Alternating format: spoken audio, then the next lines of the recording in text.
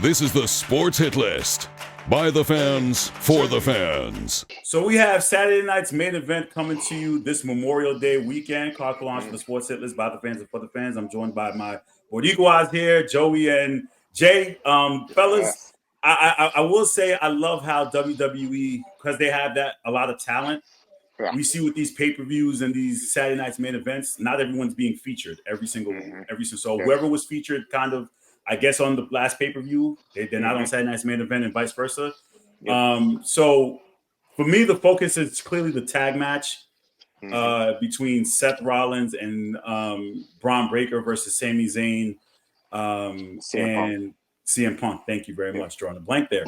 That being said, do we get the next member? Is it Sami Zayn? Is it not? I think that's what we've been kind of talking about. But Jay, I think I want to say, like, it's becoming too obvious here at Sammy. Maybe it is to me. I would love Sammy to get a little heel run with this group. This match is one of those weird kind of thrown together matches. That's why I think it has to end with something crazy happening. So maybe we see the third person, maybe if it's an outsider or if it's Sammy, and then that allows for Roman to come back and things to happen after that. But other than that, what does this match really do for either competitor, other for this to be an introduction of yet another member? So that's I think that's the only reason that this match is happening. So we can have something crazy, another member is introduced, and then we take it from there. Joey. Yeah, I agree, but I don't know. Like it's too. Like you said, it seems too predictable with Sammy. Like I don't know. Like he did tease it though with the chair thing. If you ever if you watch it, like the whole Shield thing, like he kind of teased it a little bit, And then when they were sitting down, it kind of seemed uncomfortable. They kind of seemed uncomfortable sitting next to each other when they were talking in the back. So I don't know. I mean, I would say that match does set up the third member, whether it's Sammy or not. Yeah. My thing is this: is that you give us another heel and Sammy, we need another face to counter. And I get Roman is there, but it's like how many? Like there has to be a balance of heels versus faces, right? So you're taking away another face if you put Sammy on that team. But like even it's Roman's not there all the time neither. So it's like you take away another face, and then you're gonna need another face to add to the especially the Raw roster. Right. Because I feel like now everybody's a damn heel. Yeah. So that's the only reason why I think Sammy stays the way he's at, because I think that there has to be some form of imbalance. But I just don't know. Like you said, Jay, I feel like this match is insignificant unless you have something major going down, which is you're adding another person to this. Yeah, and I'd say this: I do love that. Braun being a part of this is just elevating him to the next level, right? Because this is his Batista moment. This is going to be when he finally gets into the main event. It won't be like that major jump. He'll already have been there because he had been either with Seth or competing against Seth. Because at some point, Braun is going to break away from them and turn on them. We know that. But I do love that Braun is a part of this storyline. I think the only reason you have this match is for something wild to happen and for the next person to come into this to this group. Well, let me say this: aside from this tag team match, is there anything else that you're looking forward to the Saturday nights?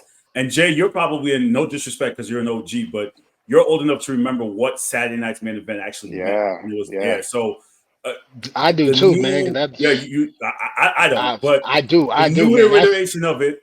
Would you say it's the same vibe? Is it the same what they're trying to do? I think there was something special about it being on regular network, Channel 4, NBC back in the day. There was something just like, it was a pay-per-view, but not really a pay-per-view. And they always had really cool matches. You had to stay up past Saturday Night Live, or maybe SNL was canceled that day. It just felt like very taboo back in the day. It was like, if you had to like search the TV guide and see if there's a Saturday night's main event tonight. And then you're staying up super late that night if your mom will let you. And it's crazy because it's like when you said the whole like match, like certain matches, like you got a lot of things on those Saturday night's main event. So it's like I think they're trying to recreate that, but like Savage turned heel on Saturday night's main event. People forget that. Yeah. Then you had the whole the last couple that they've had. Tiny Lester Zeus showed up on Saturday night main event. So the last couple ones they've had, it's been pretty straightforward. They just got the matches, Yeah. no backstage Yeah. promos. Yeah. They had Jesse the Body Ventura come in. So, do you guys like the way they booked them? Yeah, I like that they're paying homage to the the classics. I do like to see Jesse back in the booth and hear Jesse's commentary. I like the kind of red, white, and blue theme that just to just give us that throwback, like if you know, you know. Yeah. I It's like that cool the to whole see. Cody. I like that the Cody coming out with the eagle belt. With Yeah, the Eagle Belt. Yep, definitely. Yeah. So, is there any other match you guys are looking forward to that on Saturday? I mean, we know Truth versus Cena again. This is one of those John Cena's, and I would they fought once when he was champ. In Yeah. 11. Yeah. It was This is not for the title. It's not for the but I'm title. saying, what was Yeah. that? Capital Punishment. With Yeah. Little Jimmy, the whole Little Jimmy Little Jimmy. storyline. Yeah. And I think we were recording back in St. Francis back then, Carl, because I remember PWS. yes. Yeah. I remember us predicting that one. All those years ago. Throwbacks. Yeah, absolutely. Yeah, I mean that one. It could turn into a funny kind of, because R-Truth, we know he's hilarious. It's not going to be a great match. Even that first, like if you go back and watch that first time they fought, like it ends with that kid throwing water in R-Truth's face, and then Cena hits him with the AA. It's just a weird ending. It was like a filler kind of match. Yeah. This is another one where let's just get another Cena appearance in, and then your favorite champ is facing Logan Paul, so we're gonna be eating up. We're gonna be eating. I don't want to get too much into the Money in the Bank thing, but I think this is just another step for Logan Paul to elevate, and I think this extends this rivalry going forward. Well, Joey and I were kind of talking about it, how like Jay's in like 3 feuds, right? He's got the Gunther thing, Logan Paul, and they got him with the Seth thing too. So it's like, here with the Saturday nights, I see Jay retaining. I don't see Logan going over. Oh, for sure, yeah. But then it's like, what happens after that? Because then he got to face Gunther. Does he lose the title now? Because remember, we said SummerSlam. Now, do you see him beating Gunther 2 times in a row? Oh. There's got to be a running then. If you can't beat Gunther clean, there's got to be something to interrupt that. Because I saw the promo with him and Gunther, right? That was cool. And then after that, he gets knocked out by Braun Breaker backstage. Yeah, because he's placing Braun Breaker on Raw, something like that, right? Yeah. So it's like they got him in 3 feuds right now, and it's like it's a little confusing, but it's like, man, they got him everywhere.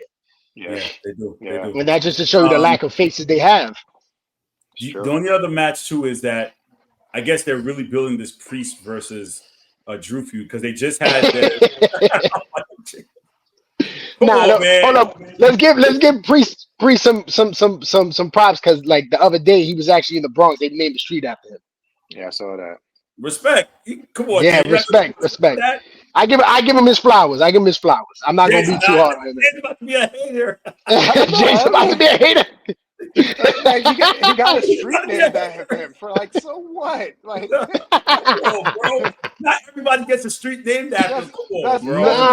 Doesn't mean he's a great talent by any stretch of the like. And we've joked about him. Like we know that he's the fake Undertaker. Like he's a wannabe Undertaker. Like, but he just doesn't have the skill set. But yeah, I respect the fact that A is Puerto Rican. Well, I will say I'm surprised because they actually gave him a street naming. I mean, you have to do a lot. I was surprised too. Yeah, I was very surprised. I said he getting a street named after him. Obviously, being a former champion like that, rings bells.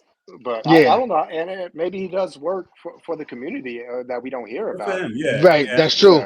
Yeah, that's true. Yeah. Yeah, but the feud in itself, like I know we talked about this in the last podcast. Like I just think Drew needs better. Yeah, I think all right. This is it was fun, and he basically beat his ass the last time they fought.